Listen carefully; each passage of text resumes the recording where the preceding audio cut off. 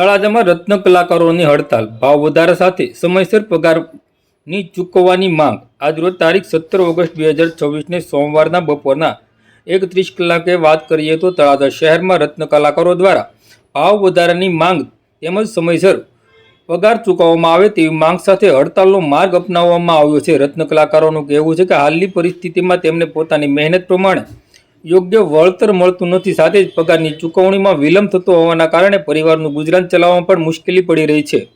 આ મુદ્દે રત્ન કલાકારો કામથી અળગા રહી હડતાલ પર ઉતર્યા છે.